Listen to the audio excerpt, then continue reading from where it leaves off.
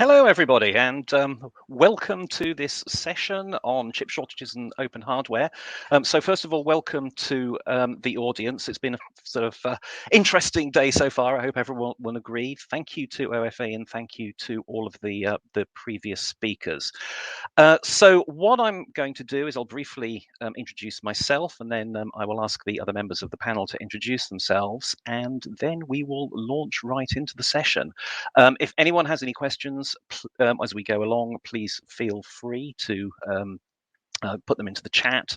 I'm keen for this to be just an interesting discussion, raise issues as they arise, and I think it's going to be an interesting one. So let's kick off. I'm Andrew Katz. I'm a lawyer, and as Paola mentioned, I was involved in the EU study that Knut was just very interestingly talking about just a second ago in the last session. I have an interest in open technologies, including open source software, open hardware, and open data for about 20 years, I guess, long time. And in particular, I've had involvement most recently with the CERN open hardware license, in which I was one of the co-authors. That license was accepted as an OSI approved license, the first OSI approved open hardware license. And one of the things that we concentrated on when we were drafting it was to make sure that it worked for the specificities of open silicon, so gateware, as well as the design of other silicon chips. So in order to kick off this session, I'm going to ask everyone to introduce themselves briefly, and then we can get on with the main event. So Yulia, if I can possibly start with you. Of course, thank you, and thanks for having me. I'm delighted to have this discussion. I'm a project manager at Stiftung Neue Verantwortung on the topics of technology and geopolitics.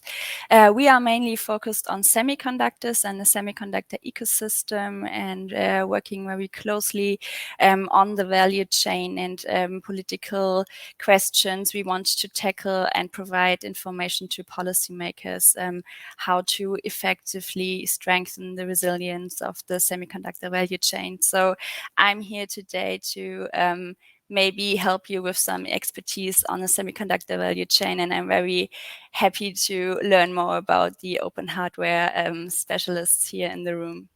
That's fantastic. Thanks, Yulia. We're looking forward to it. Ibrahim, can I ask you to introduce yourself, please? I'm Ibrahim Bushari, CEO and founder of a company called Lime Microsystems. We are in the business of design and implementing microchip technology for telecom applications. But having said that, we've also founded an initiative called Myriad RF, which attempts to open source the hardware platforms that are used in the radio access networks, covering all the way from 2G to 5G. And the focus is obviously trying to democratize the radio technology that it goes into our telecom infrastructure. Fantastic. I'm hoping that my experience hopefully kind of comes useful as part of this discussion here. Yeah, that's brilliant. Thank you. Bunny. Yeah, sure. Hey, I'm I guess you could best describe me as an open hardware practitioner. I kind of have an experience range that touches anywhere from silicon all the way up to systems. So typically I'm on the end of integrating chips into systems and building and looking at ecosystems and growing ecosystems. Have been more on the receiving end of the supply chain shortage, as in like I can't buy chips, help. Have a lot of perspectives about sort of the role of open hardware in a broader context, from security and in terms of sustainability, these types of things. So hopefully I can add a little perspective on those fronts. That's fantastic. Thanks, Bunny. Looking forward to it.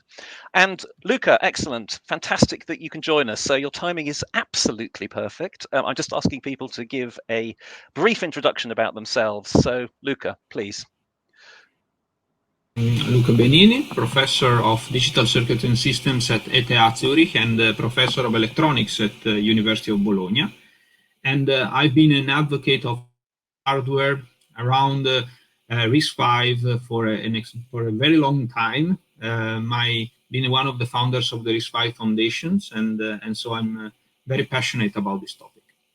Fantastic. Thank you very much. So the first fundamental question is, what's the history of the chip shortage? Is there a chip shortage? If anyone has tried to purchase a new car recently, or maybe they're trying to get hold of a PlayStation 5, let's pretend it's for their children, that's also proven to be a bit of a challenge. So Yulia, can you just fill us in on a bit of the background? Is there a shortage? And if there is, what are the reasons for it?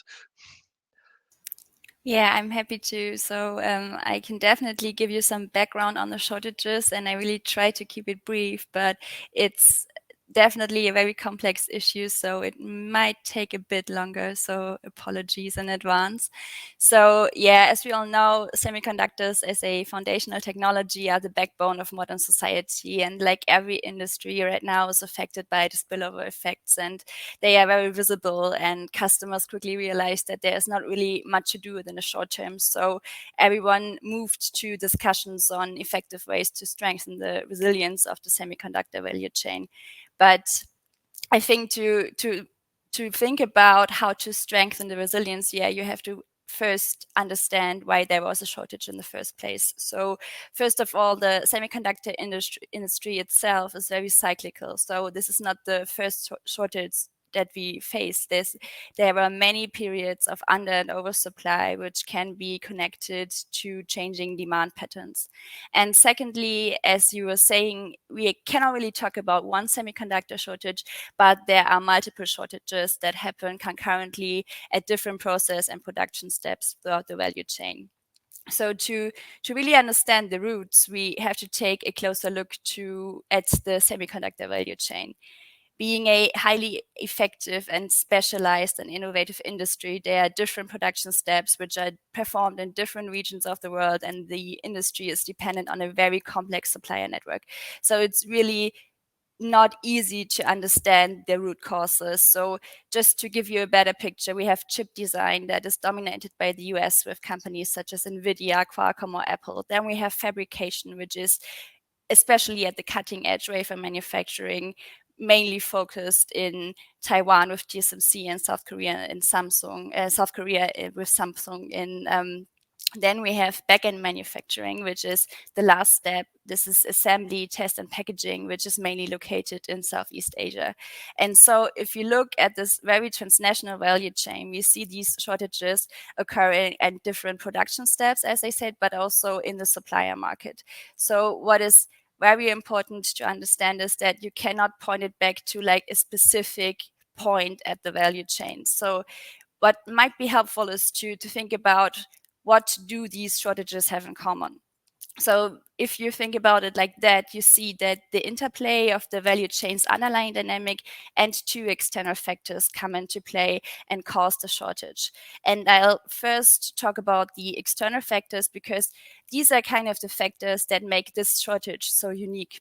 As I said, there were shortages before, but this one is different. So first of all, with the beginning of the pandemic, there was a skyrocketing demand for chips caused by a change in lifestyle. As we all know, we had to stay home. So we had to be educated at home, we had to be entertained at home, and also we had to work from home. So there was a huge demand in consumer electronics. And secondly, there were unforeseeable external shocks that were natural disasters, fires, and lockdown measures that also led to production outages. And it was really something you haven't seen before. It was really hard to keep track on all these different shocks that occurred. So if you now look at the value chain, many people talk about it as the perfect storm, and that this storm showed the lacking resilience. And you could see that because there was just no short-term solution to repair the damage the storm caused. So when you look at the characteristics of semiconductor manufacturing, you really have to keep in mind that there's a high division of labor, a high capital intensity, and knowledge intensiveness. So this all leads to a very, very strong market concentration and very high barriers to entry. So we really have a transnational value chain where customers are left with single or limited sources with fabs working most of the time at full capacity because they have to break even with their high capital investments. So even if you have the chance to switch to another fab, there probably wouldn't be any spare capacity to order from a new manufacturer. So this is just one thing, that you are kind of being locked in. The second one is that you cannot manufacture chips overnight. So it takes at least 3 months to produce a chip. And even if you place an order now, then you are at the back of a very, very long queue. The books of the foundries are full, in most cases, at least until the end of 2022. So there's simply no capacity to flexibly order chips. And that will not change when new capacity comes online, because then again, fabs are only economically viable when they work at full capacity, like 24/7. So this is kind of the one side of the coin. And then you have, and I also talked about that briefly, the very complex supplier network. And we also have the case that we are missing substrates, we are missing equipment. So if you miss a certain input, then you also cannot finish a chip, even if you have enough capacity. So as you can see, this is just like one bottleneck in the supplier market. For example, the ABF substrate that was missing, and it was not able to have a solution because of the high geographic concentration. It's concentrated mainly in Taiwan and Japan. So you can see there, it's really about the high division of labor and capital intensiveness that you cannot really find short-term solutions. And this really is just a brief overview on the complex issue of the ongoing shortages, but it's not really, I didn't really keep in mind right now the different stakeholders. That's a completely another story, how they reacted. So it's very complex to even understand the causes and the impacts that it will have right now and in the future. So I think I'll leave it at this, but I'm happy to elaborate on it more later. And I'm also very looking forward to discuss the links between these shortages and the open hardware as maybe one possible solution. So if you're interested to dive deeper into that, I also wrote a paper about it. So I really recommend you to read it. And yeah, for now, I'll hand it over to you, Andrew. That's great. Thanks, Julia. You said the magic word lock-in in there, and I know that. So anyone interested in open technologies, their ears would be pricking up at that. I'm not going to talk about that right now. We'll get onto that in a second. I just want to throw this open to the other panelists and ask if they've got any elaboration or questions based on what Julia has just said. I think, Julia, you made a very comprehensive description of the dynamics that goes behind it all. But certainly, I think the bottom line is this, that when it comes to the state of the art type of technology nodes, when we go down to 7 nanometer and below, the level of investment is huge. If you look at a setting of a fab or a manufacturing infrastructure for a 5 nanometer technology, you're talking about $20 billion of investment. So naturally, as Julia mentioned, there are very few organizations that are capable of making those kind of investments. We are now going down to 3 nanometer. That is going to be even higher level of investment required, which means ultimately we are looking at very few companies that could set up these fabs. And as Julia alluded to, you're looking at TSMC, Samsung, and Intel with very few fabs available to potentially a large number of users out there that are essentially generating those IPs or designs that needs to be manufactured by these guys. So I think one of the ways that this needs to be handled in the future is how these fabs could be created in multiple locations around the world and not just concentrated on specific companies or locations. So it's very interesting, Ibrahim, that you mentioned that obviously there's a number of different architectures, and those with the smaller the device size on each individual chip, the more expensive the fab is going to be. I mean, are the shortages are they sort of focused on particular physical architectures, or is it across the board? Well, I mean, what we are experiencing today, based on what we see here from my side, is that the shortage is across the board. As you quite rightly mentioned, when we talk about these state-of-the-art technologies, they are actually mainly used for digital and processors. The main consumers of these are the kind of people that Julia mentioned, that are actually in the business of making computers, mobile phones, and things of that sort. Obviously, these technologies are also used in cars and what have you. But there is the other scale that doesn't require these state-of-the-art technologies. And indeed, when it comes to analog and RF or radio type of frequencies, the sweet spot is not these technologies, it's much older technologies. Mm-hmm. And they are much cheaper to do, to actually set up. And I believe, based on the study that we've made and various other people that are in this business, Europe is very strong in those areas. We are creating a lot of IPs, a lot of chipsets that are based on older technologies that goes into cars, wireless network infrastructure. There are a lot of those older technologies that are used in radio access networks. The kind of things that we are deploying even in 5G uses those kind of technologies when it comes to analog and RF. So to answer your question, yes, we see this shortage across the board. But when it comes to those kind of technologies, I think we are better positioned to address these, even by creating more fabrication plants and manufacturing routes here in Europe. And we've got a very strong case that we could focus on these type of areas and manage that shortage, and indeed grow our share of this market in those kind of areas, in my view. Yeah, great. Bunny. I think I just would want to add just one little dovetail onto what Yulia said in terms of something that's compounding some of the difficulties, is that the current certification regime to get things sent into Europe limits the flexibility of system integrators to do substitutions anyways.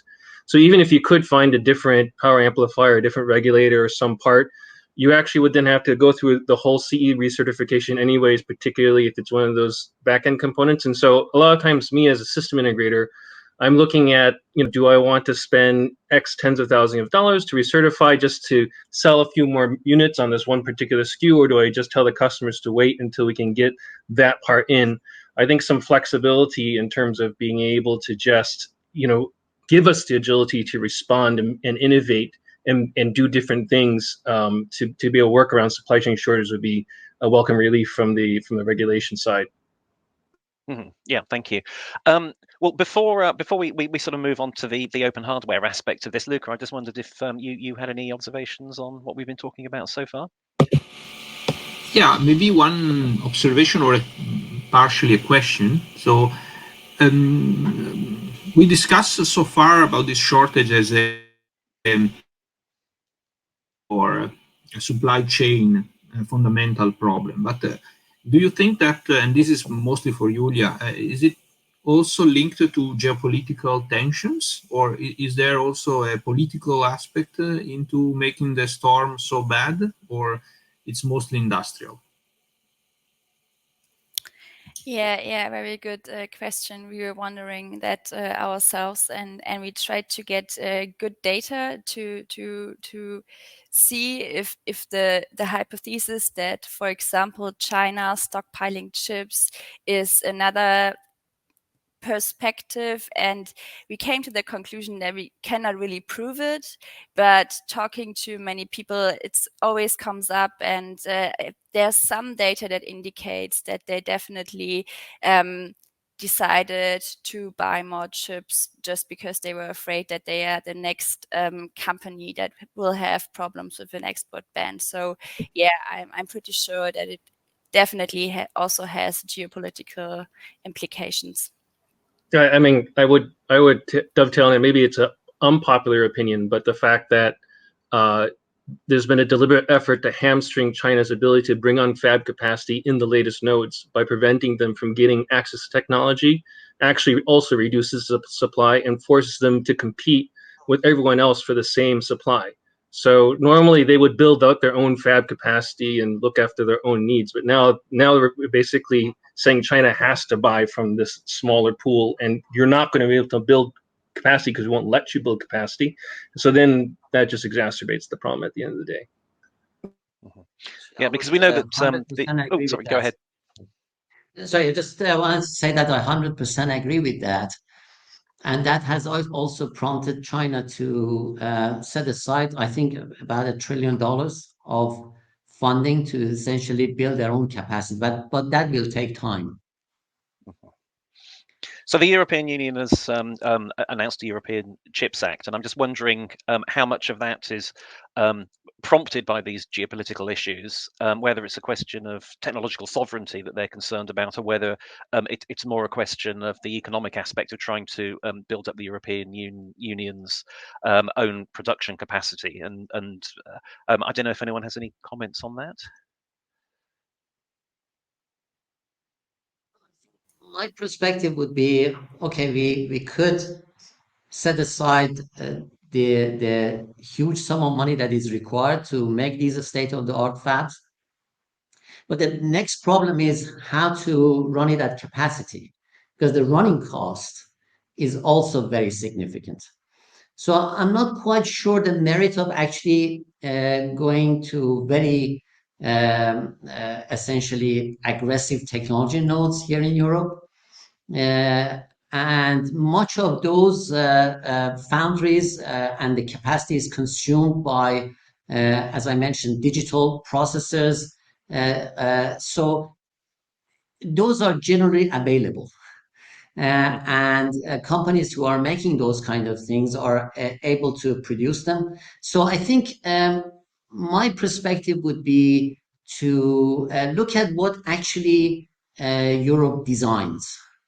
What kind of circuits that we do here, and what kind of export we have out of Europe when it comes to silicon, and focus on essentially bringing those into Europe to ensure that we've got a guaranteed supply and not having to rely onto external sources. That would be my comment on that.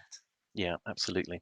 Brilliant. Okay, well, let's steer the conversation a little bit in. Sorry, Yuli, did you have a comment on what Abraham just said? Yeah, I just have a very, very short one that I want to say that I think it's very important to think about the goal. Like, if you want to have cutting edge fabrication in Europe, is it the goal to ease shortages in the future, or is it the goal to strengthen the semiconductor value chain? And is it the only goal to just focus on fabrication, or does it make sense to have it like one pillar? So I think it's not easy, but it will definitely not solve the problem of shortages if we have cutting edge manufacturing in Europe. So just kind of to sum it up. Yeah, brilliant. Thank you. So turning now to the aspects of openness, and so of course, open hardware is one of those aspects. Open ISAs, ISAs like RISC-V, for example. But there is also the question of openness in the tool chain in general, the EDA tools, etc. So it's not purely hardware. We're talking about software as well, and ultimately potentially open data. I mean, whenever anyone in the world of open hears the term lock-in, as I mentioned earlier, which is something that Yulia mentioned, everyone starts to think of openness as a potential way of dealing with that. And there are a number of great comments coming in from people who are also talking about these issues. So thank you. Please keep on bringing in the comments. So I'd now like to throw out to the panel this question: is how can openness help, whether it's open hardware, open software? Where do we need to concentrate? Is it a question of opening up the standards and the EDA tools, PDKs, etc., or is it more a question of actually looking specifically at the hardware itself, so that we can sort of standardize the various components that are used in gateware to be able to create these chips? So who'd like to kick off with that? Ibrahim. Maybe I could just add to the fact that when it comes to EDA tools, we are looking at highly sophisticated tools that enables the synthesis of those ideas or indeed the programs that we write down to the silicon level. So at the moment, those EDA tools are dominated essentially, from my perspective, by two companies, the two US companies, Cadence and Synopsys. So I don't think kind of the open source idea could work, certainly not in the short term. So I think we're going to have to rely on those tools that have been going through maturation phase and are able to synthesize the designs very effectively for any technology node for that matter. So I think from my perspective is how those could be made generally accessible to smaller companies or to people that have got ideas and they want to implement their designs into a microchip. And there are two means to do that. We've got FPGAs, field programmable gate arrays, that have democratized the ASIC design. So a lot of the functions that we want to implement could be quite easily implemented in FPGAs. But I think from my perspective, access to the tools in this case is quite crucial at a cost-effective manner. Actually, Europe led a lot of these back in the 1980s by creating an initiative called Eurochip. And it actually then migrated over to Europractice. There is a huge amount of R&D work going on in an organization called IMEC in Brussels. And they actually formed a way of making this accessible to anybody. So I think we need to ensure that their work flourishes and they become a channel, and other entities like CMP in France that could continue making these accessible. So that's the kind of a EDA tool chain side of it. I don't think we could expect an open source initiative to be able to compete, essentially, given how quickly the technology is moving as well. I mean, do you think that's a permanent state of affairs, or do you think that's just potentially temporary? I mean, we've got some great comments coming in. I mean, people saying so for example, nobody ever thought that we could end up with an open source software kernel that's equivalent to a Unix kernel, but here we have Linux, for example. Do you think that over a period of time we will get to a situation where we have tool chains like GCC that basically state of the art for software, but similar situation, or do you think technology on the hardware side is moving too rapidly for that to ever happen?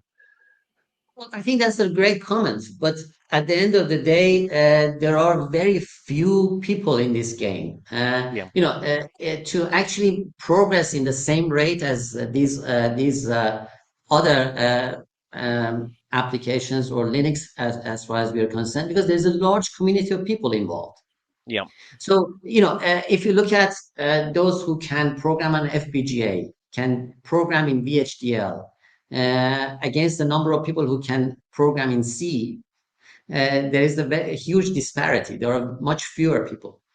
And when you compare the people who can design ASICs, application-specific circuits, compared to the number of people who can design for FPGAs, again, the number is much smaller.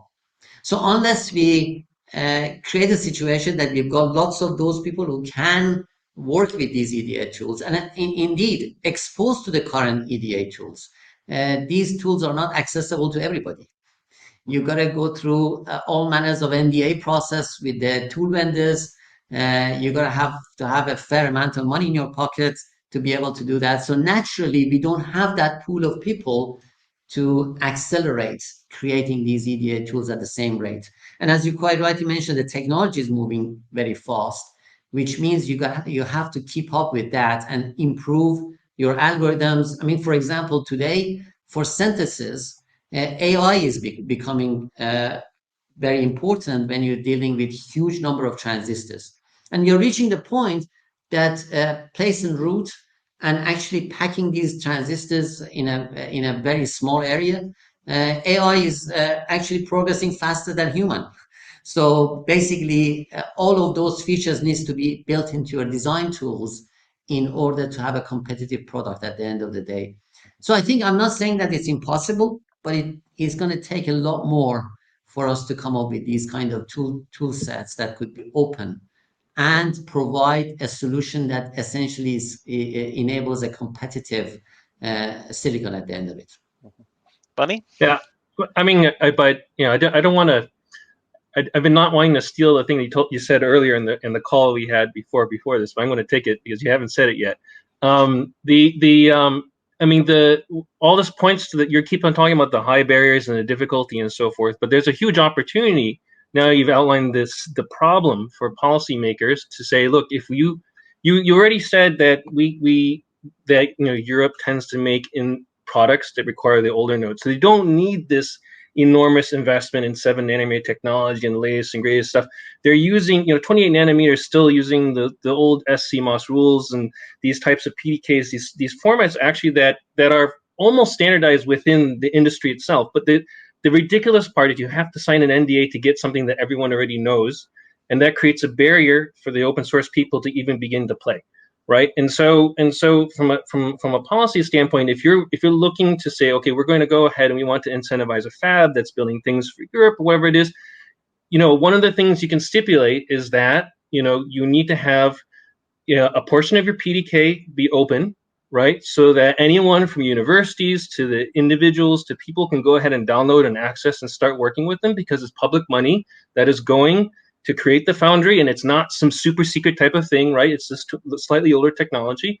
And then, just a small portion of it, maybe like a cassette of wafers a month, gets set aside for a shuttle run for people to go ahead and validate, the tools they're developing. And actually, when you talk about like AI and these types of things for the place and route tools, I actually think that this is totally where the open source community could jump in and leapfrog way past Cadence and Synopsys. Like, I've used those tools, and they aside from the fact that they have a really well-validated PDK, which I mean that you really know the transistors match the transistors. That's the hard part. But the actual UI, the actual place route, the actual sophistication of the scripting language feels like it's from 1980, right? Just this awful languages and frameworks that are falling apart everywhere.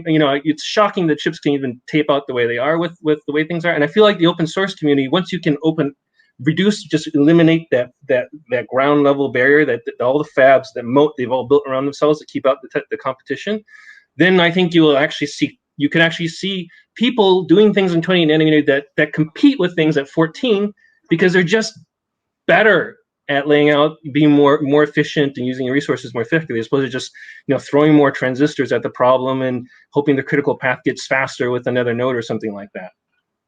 Excellent. Yeah. Actually, I'm glad that Bonnie actually said the punchline, because he is able to articulate this much better than I could. So going back to the earlier comment, especially in Europe, we are using older technologies. So let's differentiate from these state-of-the-art EDA tools and the technologies that essentially are driving the sub 10 nanometer technologies. And you're absolutely right. We need to make the technology, older technologies, accessible to a large community of people. We need to make the tools available, and there are open source versions of that, as well as closed source, readily available. And it goes back to what I was saying earlier on, that Europe had a very good history of making it happen. As I mentioned, back in 1980s, through IMEC, through CMP, and various other essentially channels, universities and people could get access, smaller companies for that matter, could gain access to those technologies. We should do a lot more of those and build foundries or manufacturing routes of the same kind here in Europe, because there is a significant market and a significant export that comes out of Europe, especially when you look at car industry, that relies on those technologies. And that could be a very good starting point for us to engage with the open source community and essentially create these type of designs that are generally accessible. And in fact, that's what we've been kind of promoting in my company by setting up this initiative that essentially aims to democratize the radio and radio design even down to the chip level. Right. And just to sort of connect the final dots there, once you're able to open up those PDKs and get that standard going, what you're hoping that is essentially there's so much IP and so much inertia behind that other foundries would lose out if they don't open up to that. And that's the point in which you break lock-in, right? Because now other people will qualify a process that uses that PDK because they want the opportunity of the business. So that's appealing to the greed of it. But it also solves the lock-in problem, because if your foundries in Europe get too full, you can just pop over to TSMC or Samsung or wherever it is, because they're going to offer that standard now, because that's been vetted and trialed inside Europe, and the demand is known, it's a known quantity, you have a lot of mass, a lot of users in that particular space. But the only way to get over that barrier, it requires a big investment. As Ibrahim was saying, it's a huge investment, it's a lot of money, it's a lot of effort. But you look at the amount of investment in the fab, billions of dollars, we're talking about a small fraction of this sort of put into those programs, but with the right policy to force those PDKs, saying you know, if you want to go ahead and get the public money, you have to give back to the public, and the best way to give back to the public is to open up your foundries, you know, at a design level to the public. We're getting a lot of agreement on that point in the comments. They're going a bit wild, which is great. It's a lot of real and virtual nodding heads going on. Luca, I think you wanted to step in a bit earlier.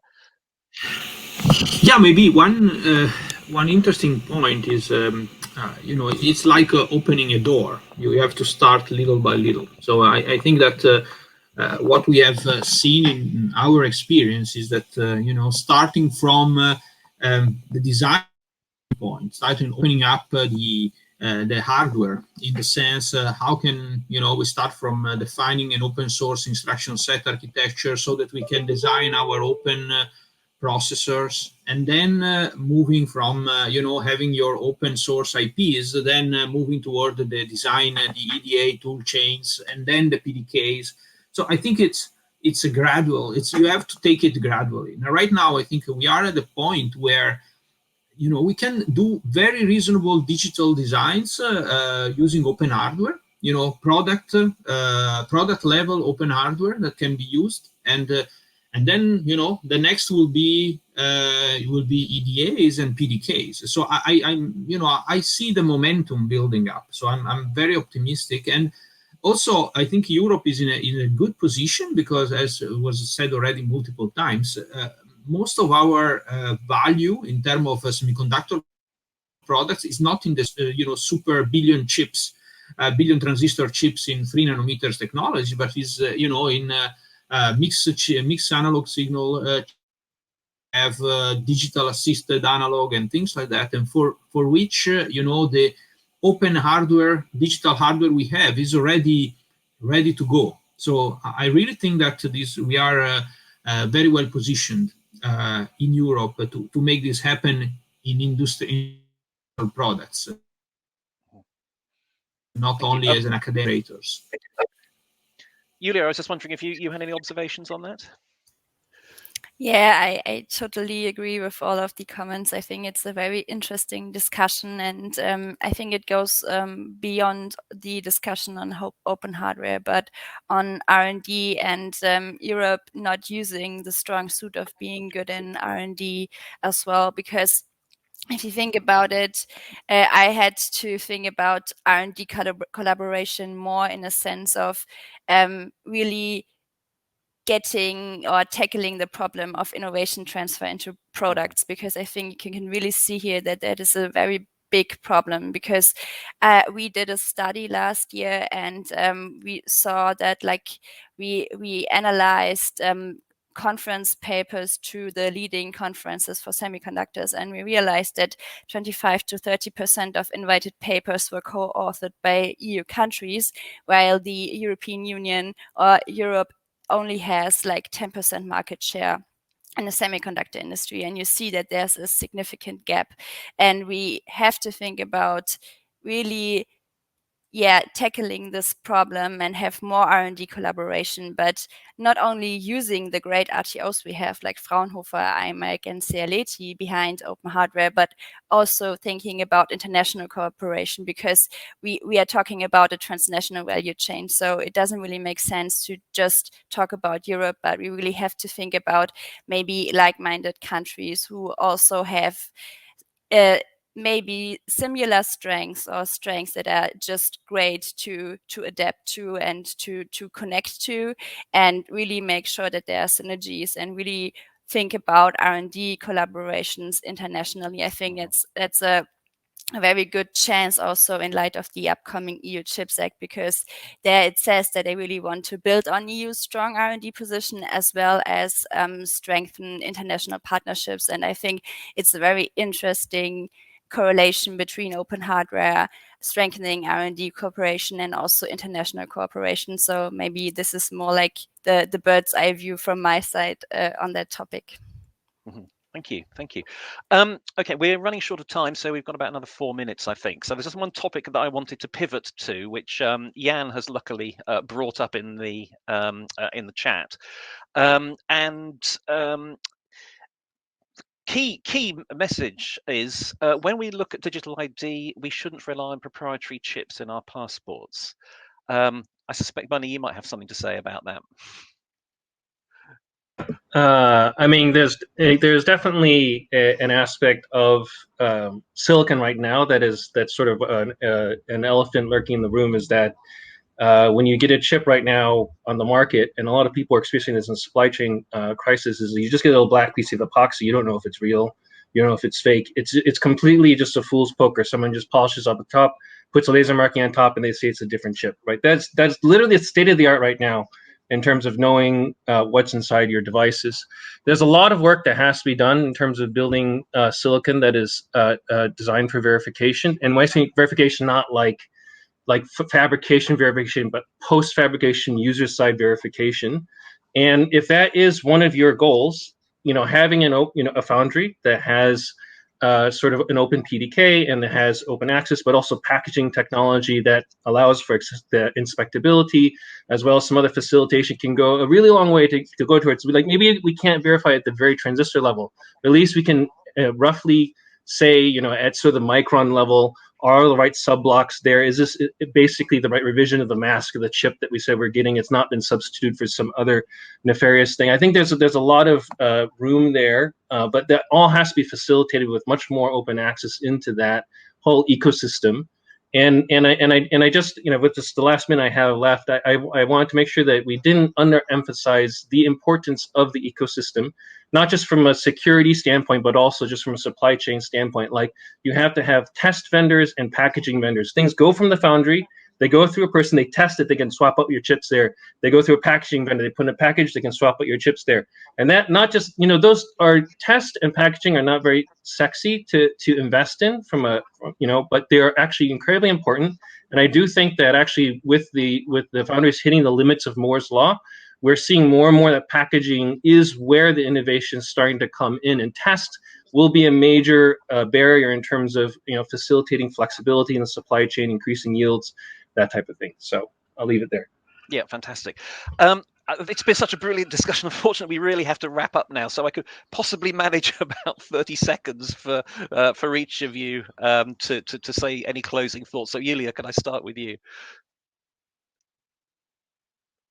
Yeah, sure. The last argument from Barney really stuck in my head, because I think it's a very important thing to realize that back-end manufacturing, as you said, it's not sexy, but it's very, very important under national security aspects, but also looking at the potential of innovation in the future. So yeah, I think it's a very important thing. Also looking at geopolitical reasons, to really keep in mind that back-end manufacturing is extremely important, and it's a very risky business to have it really highly concentrated in Southeast Asia these days. So, yeah. Fantastic. Thank you. Ibrahim. I think just going along with what Julia just mentioned, also we need to really democratize the design and implementation of these circuits. So we get a lot more people who are able to design and implement their ideas. And I think we've already got in Europe various channels that we can use. We need to fund them more, and we need to create more, so that that ability to bring more people into this game and be able to open up becomes much more real. Yeah, thank you. Luca. Yeah, 2 points. I think that this, I believe that Europe is quite well positioned currently in terms of, let's say, willingness to push these open ideas into semiconductor business. So there is willingness, and the risk is fragmentation. So as usual, so in Europe we are very good in doing fragmentation, but I think for this we needed to be pretty smart and pool our resources well and layer them correctly so that we can build a critical mass, people and companies. Fantastic. Thank you. In closing, I'd just like to say it's been a huge honour and incredibly easy to moderate the panel, which is full of such eloquent and erudite experts. So I've enjoyed it enormously. I'm sure the audience have as well. Thank you very much indeed to you for attending, but also your absolutely fantastic questions as well. And thank you to OFE. Paola, over to you.